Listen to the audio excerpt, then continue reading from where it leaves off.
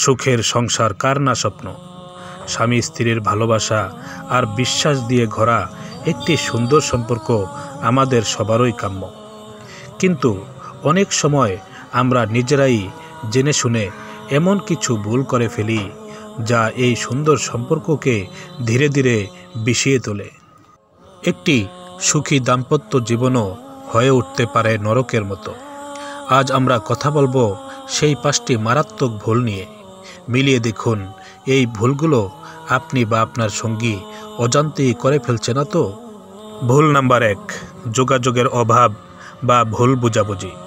সম্পর্কের মূল ভিত্তি হলো সঠিক যোগাযোগ। কথা বলাই বন্ধ করে দেয়া, সঙ্গীর কথা মন দিয়ে না শোনা অথবা সব সময় সমালোচনার সুরে কথা বলা, এই অভ্যাসগুলো মারাত্মক। যখন আপনারা নিজেদের অনুভূতি বা সমস্যা নিয়ে খোলামেলা আলোচনা করেন না, তখন ছোট একটা ভুল বোঝাবুঝি থেকেই বিশাল দেয়াল তৈরি হয়ে যায়। একে অপরকে দোষারোপ না করে শান্তভাবে কথা বলার অভ্যাস করুন।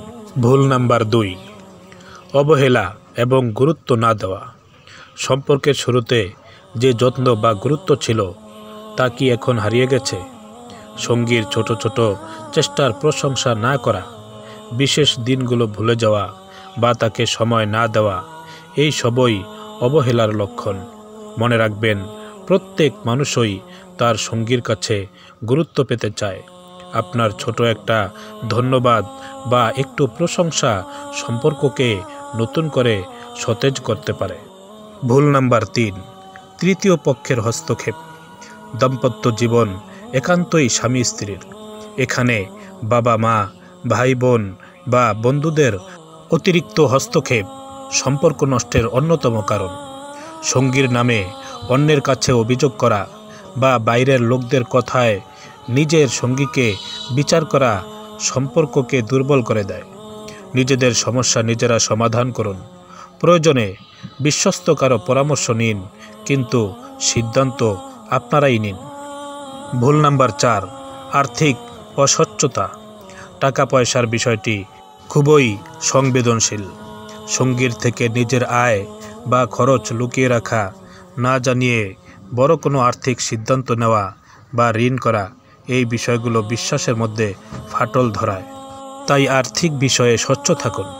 একসঙ্গে বসে বাজেট তৈরি করুন এবং ভবিষ্যতের জন্য পরিকল্পনা করুন। এতে সম্পর্ক আরও মজবুত হবে। ভুল নাম্বার 5, আবেগের দূরত্ব তৈরি করা। একই ছাদের নিচে থেকেও মনের দিক থেকে দূরে থাকা, এটাই হলো আবেগের দূরত্ব। সারাদিন পর একে অপরকে সময় না দিয়ে শুধু মোবাইল বা ভিডিওতে ব্যস্ত থাকা, অনুভূতি শেয়ার না করা, এই অভ্যাসগুলো আপনাদেরকে 2টি আলাদা দ্বীপের মতো করে দেয়। দিনের শেষে অত্যন্ত 15 মিনিট একসঙ্গে বসে সারাদিনের গল্প করুন। এতটুকু সময়ই আপনাদের আবেগের বাঁধনকে অটুট রাখবে।